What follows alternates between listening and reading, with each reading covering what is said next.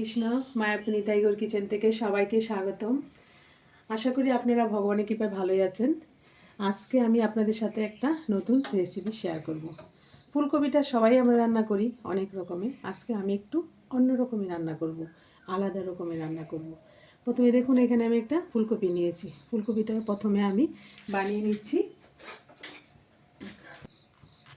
এই যে ফুলগুলিকে নিয়ে নিচ্ছি, আর একটু মাঝখানে একটু হাফ করে নিচ্ছি।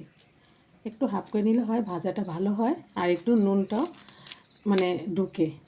এই যে ফুলকপিটাকে আমি বানিয়ে নিচ্ছি। এই যে ফুলকপিটাকে আমি বানিয়ে ভালো করে ধুয়ে জলে ফেলে রেখেছি, কারণ ফুলকপির মধ্যে অনেক সময় পোকা থাকে, তার জন্য বানিয়ে ভালো করে জল ভর্তি করে রেখে দিতে হয়। ফুলকপি আমি ভালো করে পরিষ্কার করে ধুয়ে নিয়েছি। আর এখানে আমি অল্প একটু আলুও নিয়েছি, নতুন আলু নিয়েছি, বানিয়ে নিয়েছি বড় বড় করে। এখন একটু ভাপিয়ে নেব ফুলকপিগুলি। আমি একটু ভাপিয়ে নেব জলের মধ্যে, তার জন্য এখানে একটা কড়াতে জল বসিয়ে দিয়েছি। এখানে আমি অল্প একটু পরিমাণ লবণ দিয়ে দিচ্ছি, আর একটু হলুদ গুঁড়ো দিয়ে দিচ্ছি। প্রথমে এখানে আমি, জলটা গরম হয়ে গেছে, এখানে আলুগুলি দিয়ে দিচ্ছি। আলুটা ফুলকপিটা একসাথে আমি একটু ভাপিয়ে নেব। ভাপিয়ে নিলে কি হয়, মানে ইটা চলে যায়, ফুলকপির একটা গ্যাস থাকে, ফুলকপিতে অনেকের গ্যাস হয়, ওই গ্যাসটা হয় না, তার জন্য একটু ভাপিয়ে নিচ্ছি। এই যে ফুলকপিগুলো দিয়ে দিচ্ছি। এই যে ফুলকপিগুলি সব দিয়ে দিলাম। এখন আমি একটু ঢাকা দিয়ে দেব, একটু ফুটিয়ে নেব। ঢাকা দিয়ে দিলাম, ঢাকাটা খুলে দিচ্ছি। এই দেখুন হাফ সিদ্ধ হয়ে গেছে। এই যে মানে সবটা, মানে ফুলকপির যে একটা গ্যাস থাকে, গন্ধ থাকে, এটাও এই জলে চলে গেছে। এখন আমি নামিয়ে দিচ্ছি। এখন আমি ফুলকপিটার আলুটা ভেজে নেব, তার জন্য এখানে তেল দিয়ে দিচ্ছি। আমি এটা সর্ষের তেল দিচ্ছি। সর্ষের তেল দিয়ে রান্নাটা না, সবজিটা খুব ভালো লাগবে। আলুগুলি দিয়ে দিচ্ছি।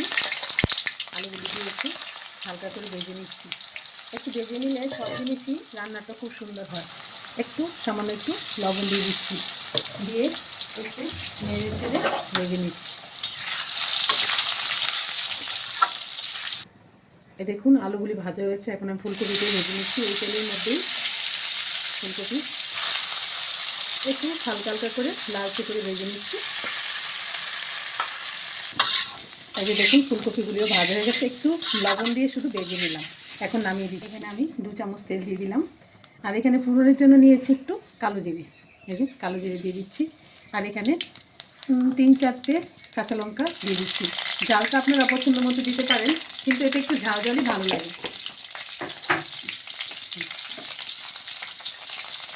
একটু মশলা নিয়ে নিয়েছি, এখানে লঙ্কার গুঁড়ো, একটু ধনের গুঁড়ো, একটু হলুদ গুঁড়ো।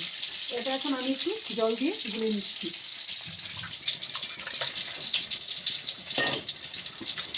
মশলাটাকে আমি একটু জল দিয়ে গুলে নিচ্ছি।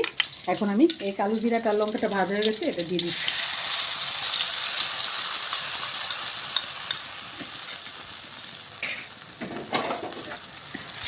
এই মশলাটাকে ভালো করে ভাজা ভাজা করে নিচ্ছি। সবজিটা অপূর্ব লাগে খেতে, কারণ এটার মধ্যে এটা এক ধরনের স্বাদ, জিরে বাটা আদা বাটা কিছু দিচ্ছি না, এটা একটু ঝাল ঝাল করে।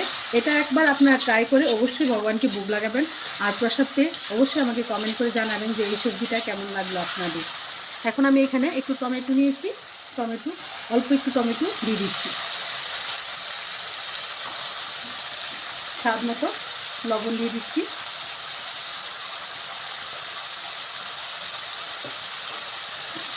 ভালোভাবে কষিয়ে নিচ্ছি।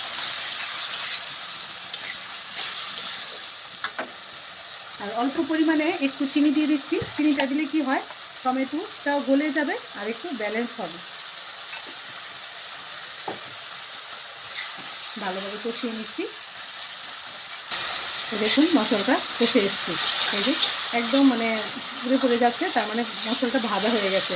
এর মধ্যে আমি অল্প পরিমাণে একটু ধনেপাতা দিচ্ছি, আবার লাস্টেও আমি দেবো, কারণ এটা 2বার দিলে কি হয়, মশলার মধ্যে একটু ধনেপাতা কুচি দিলে খুব সুন্দর একটা ফ্লেভার আছে। এখন আমি এখানে পরিমাণ মতো জুস দিয়ে দিচ্ছি, জল দিয়ে দিচ্ছি। এটা আপনারা ইচ্ছা করলে একটু মাখা মাখাও রাখতে পারেন। আমি একটু মোটামুটি একটু জুসি রাখবো। দেখুন এই যে আমি যে জুসটা দিয়েছি, জুসটা একদম ফুটে গেছে।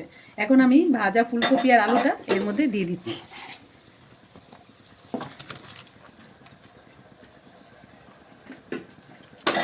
এটা ভালোভাবে মিশিয়ে দিচ্ছি। এটা যেহেতু ভাজা, একটু ফুটলেই হয়ে যাবে আমাদের সবজিটা। একটু ফুটিয়ে নিচ্ছি।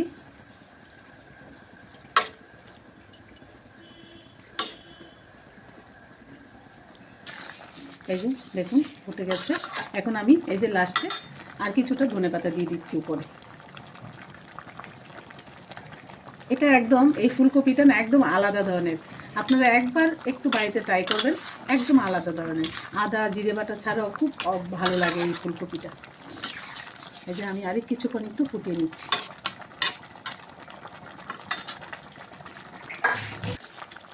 দেখুন এটা হয়ে গেছে। এখন আমি নামিয়ে দিচ্ছি। একটু মাখা মাখা জুস রেখেছি, নামিয়ে দিচ্ছি। এই যে দেখুন আমি নামিয়ে দিয়েছি ফুলকপির সবজিটা, এরকম হালকা হালকা জুস রেখেছি। এই যে হয়ে গেছে। মানে কত সুন্দর এই শীতের এই ফুলকপি দিয়ে আপনারা এরকমভাবে রান্না করে ভগবানকে ভোগ লাগাবেন। আর সবাই ভালো থাকবেন, সুস্থ থাকবেন। আবার দেখা হচ্ছে পরের ভিডিওতে। হরে কৃষ্ণ।